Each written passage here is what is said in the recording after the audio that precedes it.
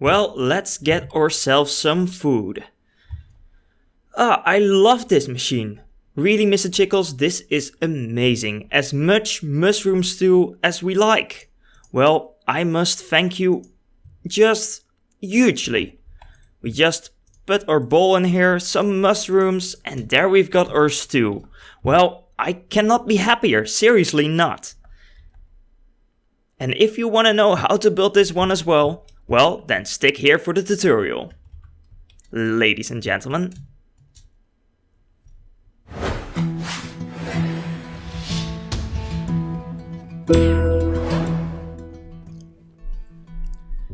Hello everybody, it's me Yeti, your host, and you're watching another tutorial.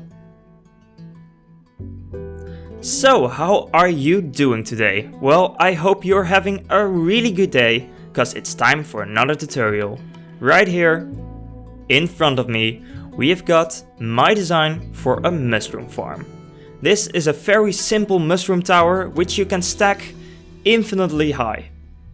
Except when you reach the world border on top, of course. It uses a daylight sensor as well as a redstone block, nicely disguised as a flag in the wind, to activate the water for the harvest and for the grow sequence. Once that's done, you will get yourself loads of mushrooms. And you don't have to worry about the wetsuit yourself. So, for the guys who like suits like me, or jackets or whatever, you won't have to get wet and you can do it the easy route. Yeah, right there in the back of me you can see some old designs which I had to slightly modify because of 1.9. But never mind, we are just going to continue. So, once again, this design has been made by Mr. Chickles. I hope you're gonna like the tutorial, and let's just begin with it. And now, ladies and gentlemen, it's time to begin with the tutorial. So, are you ready? Well, I hope so, cause we're gonna start. This is the entire layout of the bottom of your farm. And we are gonna begin with placing one single chest. It can be a trapped one or just a regular one. And we're gonna place it right over there. I'm just gonna grab my glass again because we're gonna need that later on. Then we're just going to run 3 hoppers all the way like this. Then we're going to grab ourselves some stone, or you can also use mycelium, but I like to just have some different materials in this farm because it just, for my feeling, works a tiny bit better. But it's all up to you, it's preference, and you can change it to however you like. We're gonna make it one higher even more. So we're gonna have the 3 hoppers and then the 3 layers of stone. Well, from this point on, we're gonna begin with the mycelium. We're going to place one right over here. Then we're going to grab ourselves our stone again and we're gonna place another row and another mycelium block right over there. And we're going to continue this until we have reached a certain height. This height can be any height you like, but for this tutorial, I'm just going to use 3 layers. So now I'm going to go out to the side and I'm going to place these blocks over here as well. I'm also going to do this at the back. So we're gonna have 4 mycelium blocks for each layer. So once that is done, I'm going to grab myself some mushrooms. And you need to have at least 2 kinds of mushrooms. The farm won't work if you are just using one type. So keep that in mind. Now I just need to find them. And there we've got them. We've got the brown mushroom and the red with the yellow dots. Well, we're now going to place red, red, red, red, and in the middle over here we're gonna place a red one as well. The other positions we're gonna place brown ones. It's important that you have got them separated, so no brown ones next to each other. So right over here we're gonna get another red one, a brown one, and a red one.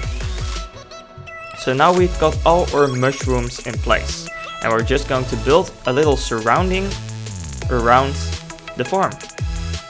We're gonna just pillar up like this, grab ourselves our solid blocks and place them along the sides. Once this is done, we can nearly use the farm, but there are a couple more steps. So if you do not want to get your suit wet, well, then follow these steps exactly as I do them, because you don't want to get stuck in the water. What we're gonna do, we're going down to the bottom, and right on this spot over here, we're gonna place a sign. We're not gonna write anything on there, but you can if you like, but this is to stop the water flow and redirect it to another position. Now we're going up 2 layers and we're gonna place another sign. Now on the other side, we're going down. And we're going down till somewhere, let's have a look, over here.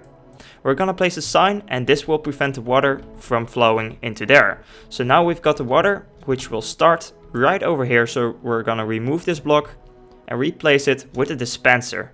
And in this dispenser, you're gonna place yourself a water bucket. When the water will now flow, it will flow around, go down here, flow around again, go to the other side, comes back and goes into the hoppers. To make sure that no water will be coming out over here, we also need to place an extra solid block right on the spot. Then underneath here you can place any block you like, for example some glass, some other nice materials, or yeah, you can just use your imagination. We're just going to seal this off for the looks of it, and we're going back up to the top again. At the top we're going to place 2 more solid blocks like this. Due to some changes in Minecraft 1.9, the old design has changed just a little bit, so sorry for the cut right there. But we now need to place the redstone dust in this direction like so.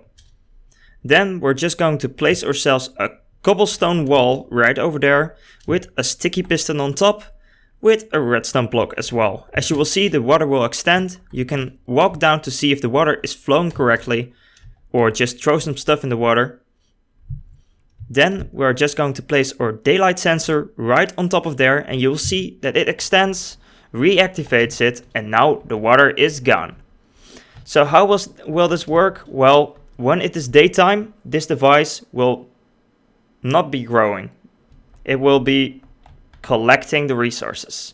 But once it gets nighttime, the water will disappear, the plants will be able to grow, and then once it gets daytime again, they will be harvested. Now, for some decoration on top, I just like to place some extra redstone blocks like this to get you that nice windy flag feeling, like you've got on top of those castles. Once we are done with that, we're gonna continue by placing some stairs all the way around. For so far we can.